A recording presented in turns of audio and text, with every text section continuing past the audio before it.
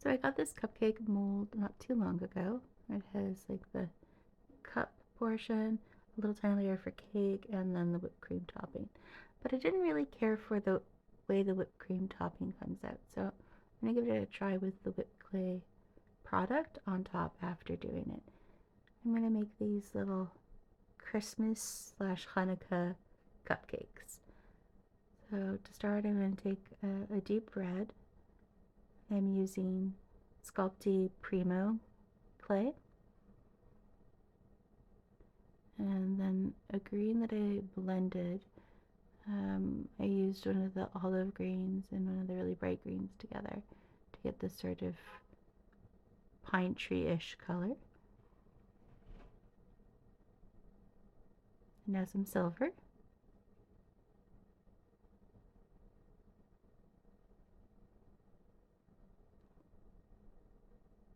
And here is like a beige tan that I have, and I mixed it a little bit with some transparent, which I like to do because I find the transparent is always more malleable.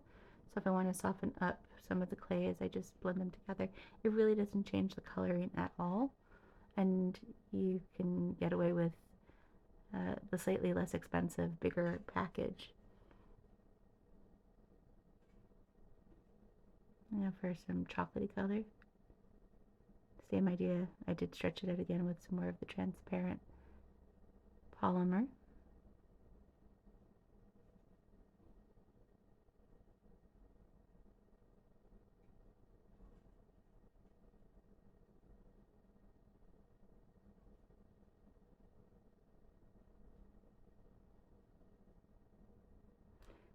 Now I'm just going to try and get them to be roughly the same size.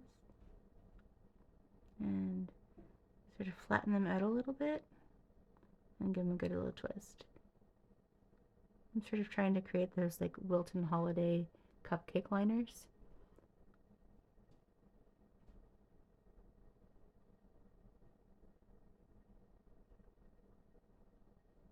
And just keep twisting, and then sort of make like a basket, twist it like a basket, and plop it in there, and it'll give you very similar to like a real Wilton cup.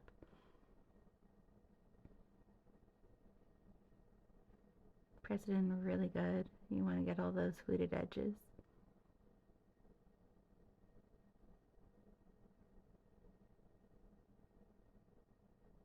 Put my little chocolate cupcake layer up, press it on, and voila. Very simple, very quick, and it makes a pretty little charm. Now you can redot it a little bit if you want a little bit more texture. It does have some texture on it, and considering you're not going to see much of it, it's sort of up to you, really.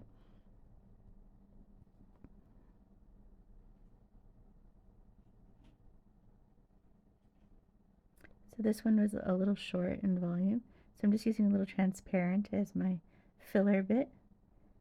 Again, I know it looks like it's going to muck it up, but it really didn't at all.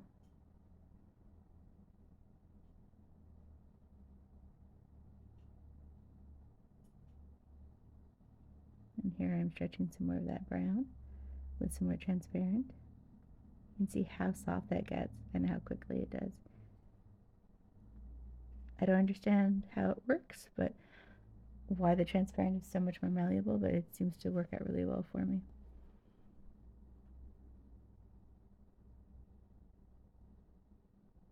Just make sure to blend it well or you get a little bit of transparent streaking. And I'm going to try and do sort of a marble cake. Sort of blend the two colors together, pulling back and forth with your dotting tool.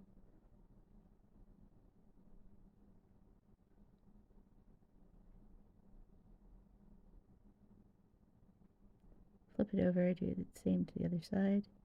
Otherwise you have a black and white cookie.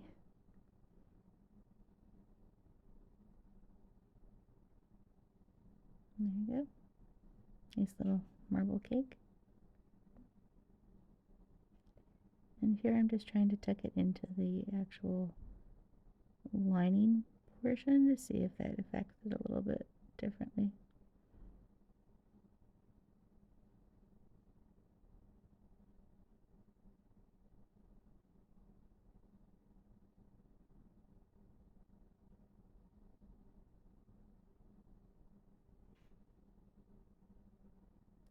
I'm going to make a Hanukkah liner. So I'm going to do like a nice deep blue and again some more silver. And then just twist.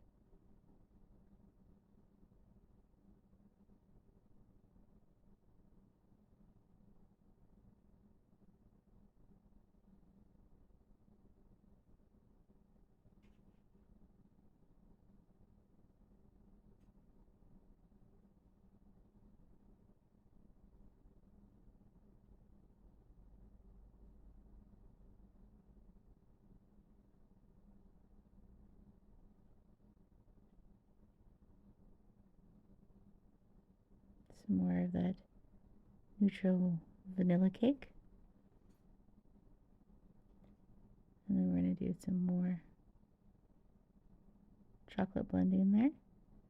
And I'm going to just try to do another version of a marble.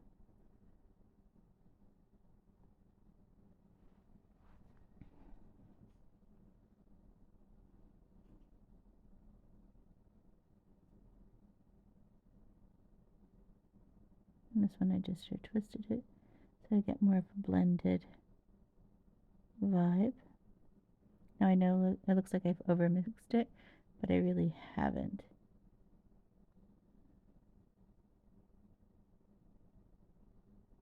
The key here is to make just a little extra so that you can razor off the top like this, and then you really get that marbled effect, which is so pretty. Doesn't take much of the shaving to really bring out that pretty marbled effect.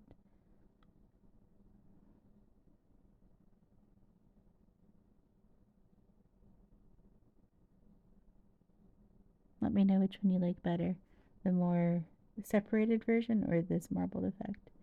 And to me, this really looks like what a cupcake would look like when I make it. Now bake them at 275 for 30 minutes. And here's this whipped clay product that they're selling at Michael's that I hadn't seen or tried before. And it comes with 2 different style tips. I didn't notice. There's 4 tips total. So I only went with this one. Works pretty well. As you can see, there's a blooper moment here where it kind of did that splat effect, which I wasn't foreseeing very well. So I just sort of tried to cover my oopsie because there's really no going back once you've started. It does take 24 hours to dry, and it really does take the full 24 hours. So definitely keep it somewhere upright where it isn't touching other things while it dries. Put a little eyelid in wherever you think fit. And those are just some little sprinkles I made. I just did some really, really thin strands of polymer, bake them for 15 minutes, and then just cut them as small as I could with my little blade. And obviously you can do all different colors. I just thought the red was nice. And here I cut one of the Hanukkah ones in half, and I tried to sort of make like a filling center. I don't think it really worked out as well as it could have, but still kind of cute. I would definitely recommend both the mold and the whipped clay. Really easy to work with, saves you a bunch of time, and you can make a bunch of cute little charms to give as little gifts this holiday season.